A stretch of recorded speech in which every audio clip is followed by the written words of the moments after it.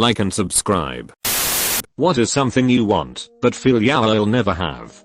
Could be anything from a family to a new car, etc. True genuine love. Look at the mirror and you'll see the love of your life. Sees. Everyone feels this way, until they have it. Unfortunately it just takes longer for some to find it. I assume you mean a romantic love.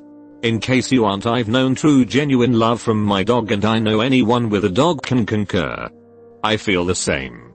I am sure you'll find the right person someday. Came here to say this. Hugs to you. The ability to retire. To feel fully rested. This one is my concern. I hope to retire, and actually live my life. Dude, I'm scared I won't be able to retire. A guy at my work died during the weekend at the age of 69. He never retired. That's crazy to me. Dude. My mom is forced to be retired because she's disabled, and my dad is 67, and still works his offered a regular job, and has side gigs as well. Like, he's out probably 12 to 14 hours of the day. He says he can't retire until 70. They have both worked themselves to the bone. My aunts and uncles are all enjoying retired life, traveling, getting to see their grandkids, being able to relax.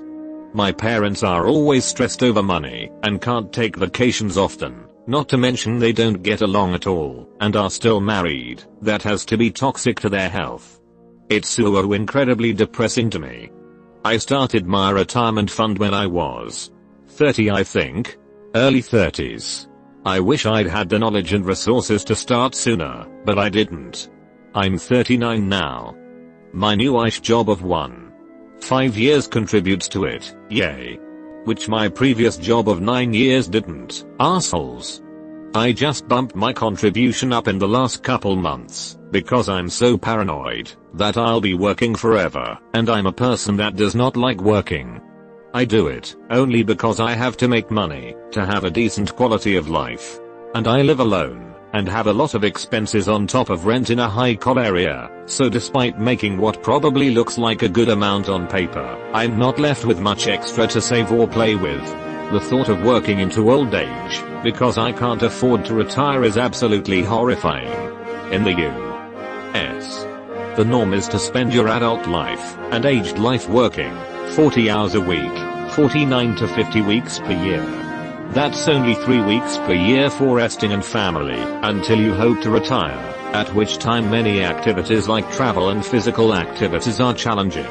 A large majority of Americans won't be able to afford private health insurance and certainly won't have been paid enough to amass sufficient savings to have a comfortable retirement.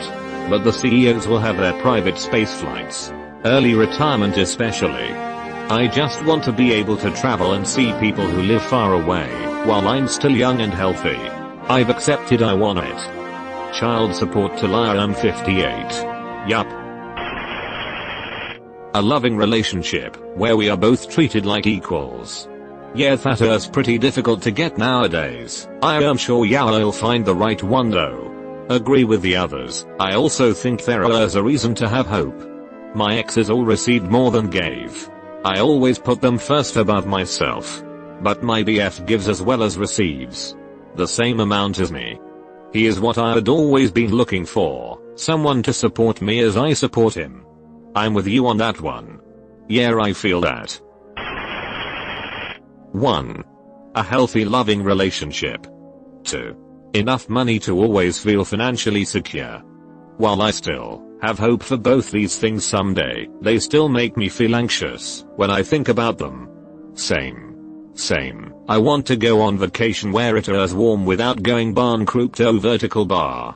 Yay, this sums it up. Maybe add my cats to live for, as long as I do healthily. Same. Growing up in poverty is rough and sometimes these goals really feel unachievable, but I know that, if we stay determined we can get there. I feel very fortunate to have that. But also just want to say it as possible don't know despair. I had a toxic relationship I could not escape from, and grew up rather poor. I would not have thought this was ever possible for me too.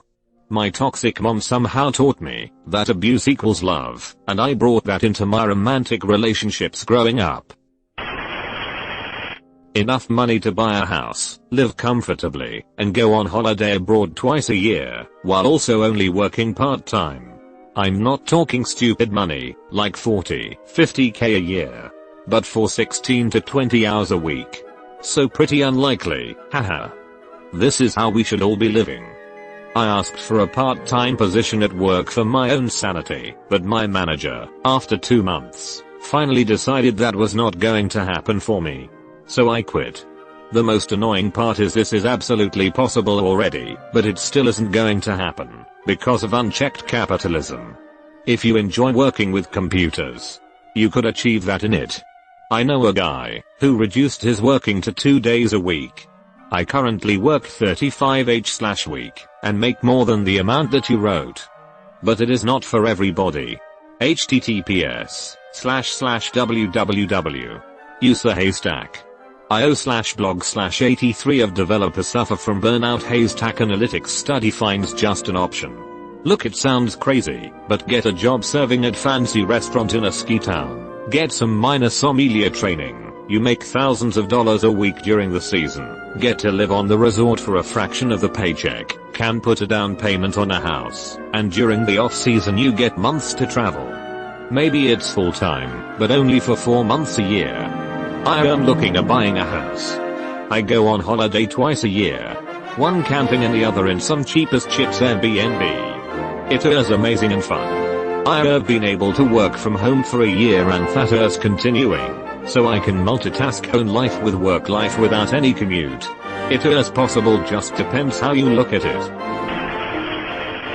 A life without PTSD symptoms. Would you mind sharing your story? Same. I was stalked and assaulted twice by the same people. I can't even remember what my life was like before it happened. I look back on smiling photos and videos of my old life and I honestly cannot recognize the girl in them. I genuinely don't remember what I worried about or thought about. Things are better, and I'm happier now. Great relationship and career, but it's a constant battle of avoiding triggers, managing paranoia, and trying to move on. Can't even go house hunting, or buy a car without thinking about a million different ways someone could with it, break into it or track me. Same. This. Literally just got off the phone with my psych about fixing my meds, because the nightmares are ramping up. I read The Body Keeps the Score and it is a great book normalizing the suffering after trauma and helpful tips to cope. Stay strong. Behind this all the way. Healthy relationship with food. Edit. The amount of upvotes, it makes me sad there are so many of us. Agreed. Personally, just knowing most of us women have been targeted with the mere fact that being fat is a social death sentence helps. Being in my 30s helps too. Having the dream body, that ain't ever happening, because it's built to be unattainable. The damage I've done to my body with dieting, binging, starving myself, taking laxatives and diuretics.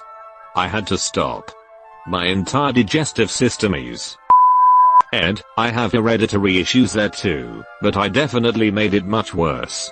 Anyway, eat the food you want when you want. Do you best to recognize the emotions tied to *WHY* you're eating what/when/why, and if you want to change it, then do it. Food isn't our enemy, patriarchal capitalism is. To anyone reading this, please know that this sucks and you're not alone. You're not broken or damaged or wrong. Your body is banging, so be nice to it. I feel you there. If anyone has tips, please share. Bad eating habits are hard to break, and easy to fall back into. I was the same. I found a doc who rooked me as Ozempic and Contrav, and overnight I had the relationship food I've always dreamed of. On track to be down 50 pounds in 5 MOs. DM me if you wanna know more, but it changed my life. Physical health and mental health in ways I can't even measure. Someone in recovery pointed this out to me, that issues with food the worst is you cannot just cut it out. Sorry dude/dudette. A horse. My life would have to change so much for it to be feasible. I don't think it will ever happen. I love how everyone is trying to be deep, but you are just like a horse lol. They are absolutely wonderful, but they take so much work.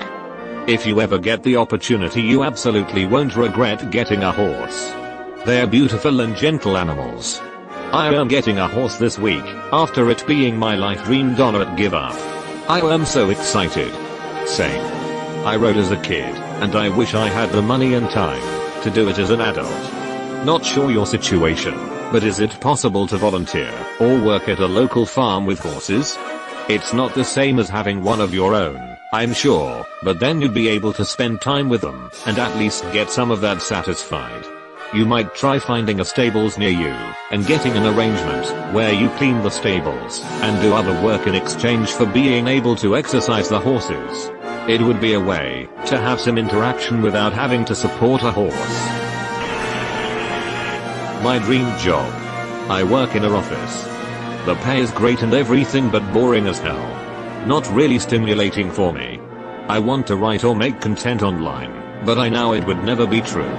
Are the hours bad? If you have the free time you could manage, even though at a slow pace. We can totally switch jobs if you like. Boring sounds amazing. I was there 3 years ago. I used to have the most boring office job, good pay but boring. One day I decided to change that. I asked for part-time at the office, and started a small business of making dresses for quinceañeras and weddings, and by 6 months I was doing so well, that I was able to quit my office job. Everything was going well until the pandemic. Now I'm almost starting from scratch, but I'm happy. So don't give up, it is possible. There's always a way. Why would it never be true? I get that. For a while, I struggled with knowing what to pursue as a career. I hadn't thought about it much until I got into high school and people continued to ask me what I wanted to be when I grew up, and I'd have no response. Earlier this year I finally realized that I wanted to be an engineer. It's going to take a lot of practice, time and money, but I think I can do it. I just don't want to make the wrong decision and end up unstable and without a job in the future. My mother always told me to find a job/profession that I love and do that, so that's what I'm trying to do. It's just weird, because I don't really care about the money. I just want to be happy with what I chose to do, and was a really important decision. Feeling good about visiting the doctor's office. I just can't justify the expense, copay/prescriptions/specialists, when we already put so much into insurance. I won't go, unless the problem is so severe I can't function. By then it may be too late. Hopefully with all the money we save not going to the doctor's office we'll be able to afford the funeral. Let me guess, USA? Bloody hell, it should not be like this. It doesn't have to be. I feel so sorry that you feel this way. I can't imagine living in one of the richest nations on earth and not having health care. Boggles my mind. Dude, same. I ended up canceling my colonoscopy because I couldn't justify paying $2K to find out why I lost 20 pounds due to GI issues. I pay thousands every year for health insurance I don't use, and if I had a real emergency it'd probably bankrupt us anyway. At this point, I'm of the opinion that, if I ever get diagnosed with a horrific illness I'll just let it kill me, rather than financially ruin my family. I am sorry to hear that. I hope your situation get better, so you don't have to push yourself so much. Not just the expenses, but how can you trust if the doctor is prescribing you medicine or that scan for just money, or because you actually need it? Why does an MRI cost $6K? Might be different now. Yep. Someone I love dearly was hospitalized for anorexia and moved to inpatient care once she was stabilized. Even with insurance the out-of-pocket costs are sky high, so she might only be there for a few days, not even close to enough time to get her and her parents on board with treatment. Why is it okay to kick out someone who almost died? It is evil. There is a documentary on an eating disorder treatment center. One of the main patients died after the filming was over because she could not afford to pay for inpatient treatment anymore. Horrific state of our country. I can literally go on a tangent about this. I don't have much financially. I used to live in what some might call a third world country, but medical care was so much more affordable. A visit to a certified psychiatrist was the equivalent of $20 $30 USD. The psychiatrist does not have a limit to the amount of people he/she will see. Going to the hospital before it officially opened, in line for a ticket, then using that ticket to stand in another line once the hospital officially opened so that I can pay for an appointment with said psychiatrist. I'd take that ticket, wait in the lobby. I'd get seen. I'd take my prescription down to the pharmacy. I'd have had an appointment, typical tests run, and my meds all in one day. It was purely walk-in at that hospital. All of this was guaranteed within the span of one day. No appointment booked at least 1 month in advance needed. I had been doing purely walk-in for 5 years. With all the prescription meds Thea had given me, I had very rarely encountered bad side effects. Going to the ER was also somewhere around $20 to $30 a visit. Was seen in 3 hours at the most. They gave me what I needed, and also some meds, that would fix the problem should it happen again. I would not have to make a trip to the ER again. The meds were not obscenely expensive. I still have them today, and Thea have really helped me. After I left that country, going to the ER without insurance is a flat rate of $800 to $900. If it is an immediate emergency within business hours, I go to urgent care. If they cannot treat me, then I go to the ER. I see a sliding scale clinic nurse practitioner. I pay $35 US a visit. I'd later find the following out. She had given me around 4 different prescription medications that objectively should not have been given to someone with my issues. Thea made me worse than when I first started seeing her. Thankfully, the current meds have been good. But it is just 1 out of 2 meds that have been. No bad side effects, no allergic reaction, and no interaction with another drug she has prescribed, because I asked to just be put on one this time. It helps with one of my issues and it is not hurting me, so that is a win. All of this stuff with her has happened in the span of a year maximum. I do not think she has malicious intent. I think she is just inexperienced and lacking certain necessary knowledge. By no means am I saying everyone in her profession is like this. I am SRY though. I am quite bitter towards her because the consequences of her prescriptions are still affecting me today. The social life shown on Instagram by people in their early 20s. Whatever I do, I won't be able to have that kind of evening even once in my life. Edit. Sorry for not saying earlier, but I'm not on any social media RN except for Reddit OFC. I do install Insta once every week for some half an hour and that's it. My brother's girlfriend is one of those people who constantly posts on Instagram about her social life, the vacations she takes, etc. She's $250k in debt for a master's degree she doesn't use, lives with her parents, and talks about her friends she claims are her besties in her posts. I wouldn't worry too much about attaining what people post on Instagram. So much of it is as filtered and false as their pictures. But I feel you. Sometimes I'm envious too.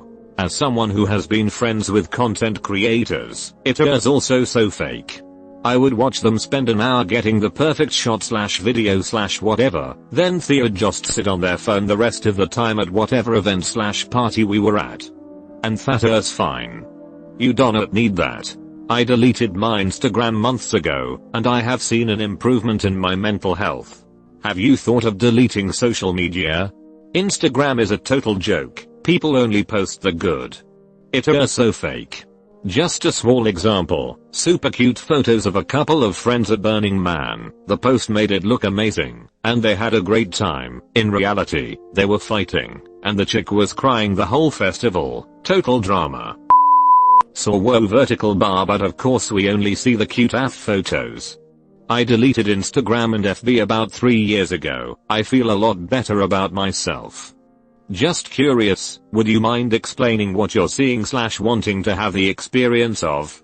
I use Instagram too, but mostly only follow nature / animal related content, so I'm curious. I feel this kind of a lot. When I was young I too won a career with a lot of responsibility, and then when I was finally 21, I started dating someone who was 26, and he didn't like going out to clubs and parties and stuff, so I decided I didn't like it either. I'm still with that person, but I can't help but wonder if I missed out on that youthful experience, especially now that I'm almost 27. Basically I look at my friends' old posts / my younger friends' current posts, and I'm wondering if I did it all wrong. A mom. Sending you love. /r/mom for a minute. 3. Same. Sending hugs. Same. I know people that are so close to their moms and have a great and loving relationship. I'm so happy for them, but also really sad. Same. 100% joints pain free. Life without periods, but otherwise healthy. Mind free of anxiety and lurking depression. That sounds like it sucks. Well, I hope you get better in the future. Very same. Hoping for a hysterectomy this year due to endometriosis. I feel for you. Had fibromyalgia since my 40s and arthritis since my mid-50s. Fibro? Talk to a rheumatologist about the joints. Pain is not normal. And look into getting an IUD. No more periods. An affordable home of our own. My husband will not commit to buying one, which would require an out-of-state move. He simply sees the mortgage as less expensive than rent, whereas I'm taking piles of factors and goals into account. This entire thing makes me want to rip out my hair in frustration. Owning a home also comes with other factors. If you're in the USA, you have to pay for all your own repairs, HOA, property tax, replacing plumbing, water heater, air conditioning repairs all come out of your own pocket. Not to mention, you have to sign for at least 30 years, and if you donate escrow, your down payment can be anywhere from $10,000 to $30,000, depending on the price of the house. There's lawn care, tree care, and basic house maintenance. I know this situation sucks. I just wanted to offer some insight. I would be mindful of purchasing a property with a partner that is apprehensive about it. Although it seems cost effective now, it could cost a lot in the end if someone jumps ship. Yeah, I can imagine that sucks. Yeah, I'll get there one day though. Executive function. Could you explain this a bit more? PFFFFT. Overrated. A break from the work grind. Yes. I want to take 3 months off as a sabbatical, but it will likely be impossible. Best I can wish for is to retire earlier than age 62. A cat or dog? At least not before I retire. My apartment is small, I'm gone most of the day for work, and when I get home, I leave again for workout, or shopping or meeting friends. I'd love to have either pet, but it wouldn't be fair to the animal, so I'll wait until it fits into my life better. Cats are great as lone animals. I have had cats my whole life and they are amazing. It is okay if your apartment is small, your kitty will still love it. I would urge you to get a cat, you'll feel less lonely. Well done on realizing that it's not the right time. Cats can be great indoor, lone pets, but without company and activities they can destructive, or at the least very lonely. I have had them all my life, but I would not keep one if it would be alone for most of the time. It's very cruel to do that to any animal really. I'm sure your time will come, and in the meantime maybe some fish? They don't really require the interaction that mammals do.